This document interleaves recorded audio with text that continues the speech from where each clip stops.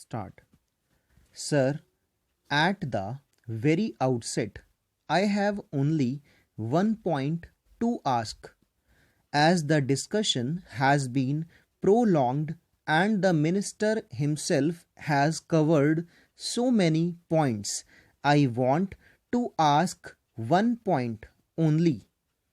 I am happy that the minister has recognized that the trade unions in the public sector industries are really keen to see that the wheels of the industry are kept moving, that the production increases, and that the production is not sabotaged. I am happy he has recognized that. At the same time, in the earlier part of his reply, which he gave, he squarely blamed workers, referring them as irresponsible, if I remember, referring to wildcat strikes and all kinds of things. It is necessary for me to bring to his notice that all these strikes have taken place in cases where months and literally in many cases years have passed before even the most elementary demands of the workers have received any consideration from the railway board. Let me come to the railways workers. He was himself the minister in charge of this railways. You are talking of the signalmen, the switchmen, and the telecommunication workers.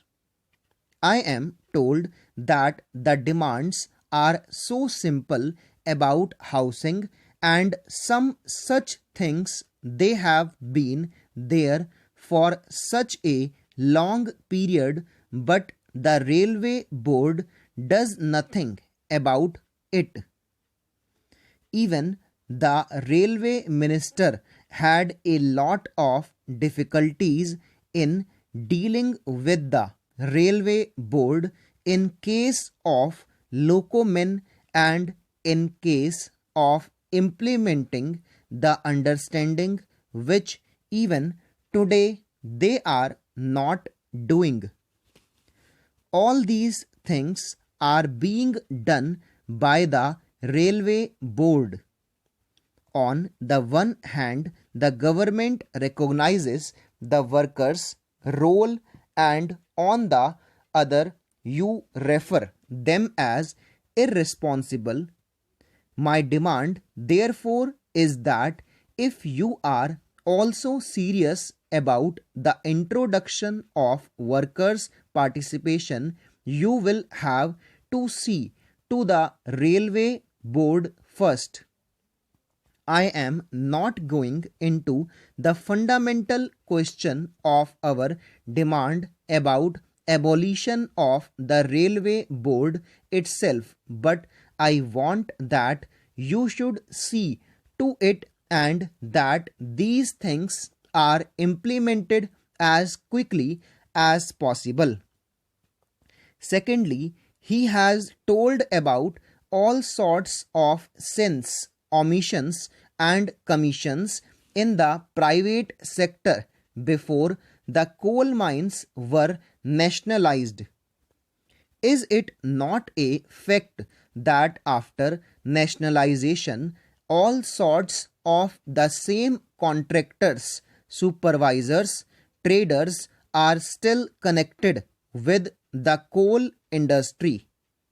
So, you have formally nationalized the coal industry, but actually, in practice, you are utilizing the same machinery of supervisors, contractors, etc., who were formerly there. How on earth can you expect from these very supervisors managers and contractors the improvement in production and improvement in the nationalized coal mines industry. They are the same people against whom you have said all these things. These glaring contradictions of the government should be recognized and something has to be done about it. Only then you can expect some improvement. Otherwise, nothing can come out. Even the congressmen of your side, like Mr. Krishan Kant, will have same sort of feeling. Therefore, I am raising 2 points. The first is about the settlement and implementation of assurances given to the workers both in the coal mine industry as well as in the locos. Secondly, if the same machinery continues to be there, the production in the coal mines industries cannot increase. Are you getting rid of the old machinery or not? Now I will talk about the locomen. Both of my honorable friends have said about them. So far as the assurances given to the locomen are concerned, all the assurances from the time of the calling of the strike sometime in September or August have been implemented both in letter and spirit. If there is any individual case left that should be brought to my notice, I will see to it and ensure that the assurance is implemented. I will take this opportunity to appeal to the locomen to see ground reality and not to go by press reports only.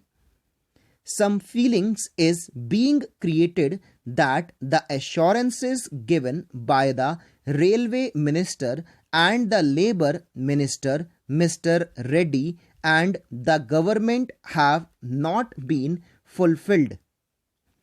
In this regard, I have had a number of meetings with the deputy minister. There is a standing committee for the purpose and I am informed and I have gone into the papers also that whatever assurances have been given to them have been implemented in both letter and spirit. If any assurance is not implemented and if it is brought to our notice, it will be implemented in both letter and spirit. So far as working hours are concerned, I have already said it has to be done in a phased manner. It has already been started and from 1st of December this work 2-hour system will be in force.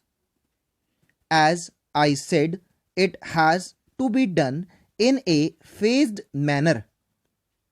It cannot be done overnight in all the trains. It has been introduced in some mail and express trains and some passenger trains.